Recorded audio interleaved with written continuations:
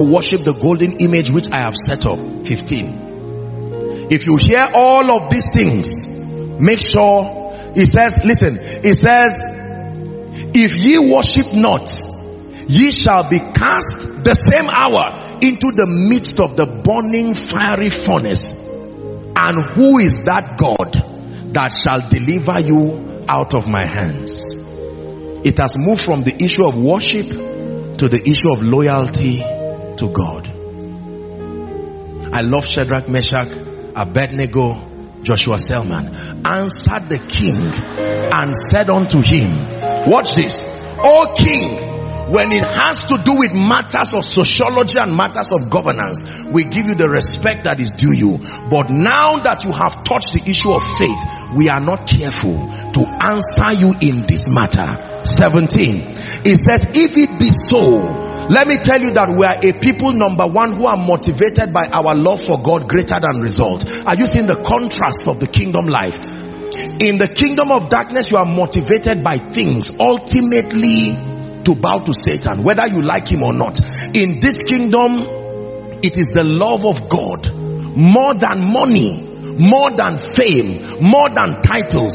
Here are people who are not only about to lose their office and their reputation, lose their lives, and they say, if it is on account of that, we are more than ready. Our God whom we serve, he is able to deliver us from the burning fiery furnace, and he will deliver us out of thy hand, O king. 18. It says, but if not, what sort of a people are these? That's the first time the king is hearing that there are people who do not mind. We will not serve thy gods, nor worship the golden image which thou hast set up. 19. Then Nebuchadnezzar was angry. How many people have refused to be promoted because they know that once they are promoted, there will be justice, there will be equity? How many people, are you seeing the reason why many people don't do so much and yet they prosper? And we sit down there saying they are prospering more than us. No. Do you know who and what they bow to? Satan was a witness when you were rolling in your living room that, Lord, everything I have is yours. Then the next thing, you just delve into oil and gas, and the gods of the sea say you are joking. We were there when we saw that worship. You will not easily just win a contract like that. If there was no adversary, there will not be need for dominion.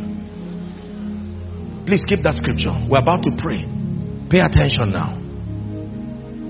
He commanded, notice, are you seeing the first thing he did? Command the fire to be 7 times hotter in their presence. They are not yet inside, but let them see the potential of the destruction that can come. Peradventure, they will change. Verse 20. And he commanded the most mighty men that were in his army to bind them. What does it mean to bind? To limit. To limit them and cast them into the burning fiery furnace. Follow me carefully, we're almost done. Then these men, bound in their coats and so on and so forth, they were cast into the fire. Verse 22. Therefore, because of the king's commandment, because the king's commandment was urgent, the furnace was exceedingly hot. The flame of the fire slew even the men that took up Shadrach, Meshach, and Abednego. Imagine such a furnace. And these men, they fell down into the midst of the fire.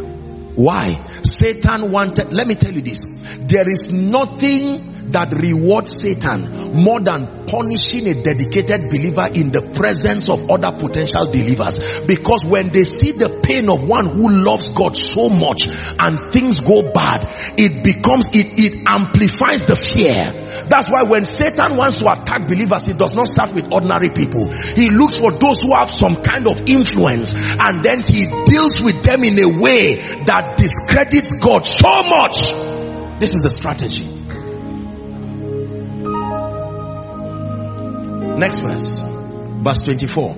Nebuchadnezzar the king was astonished. Now this, ladies and gentlemen, I present to you the power of this kingdom that we represent. Isn't it amazing that when God is silent, it is a message? Satan continues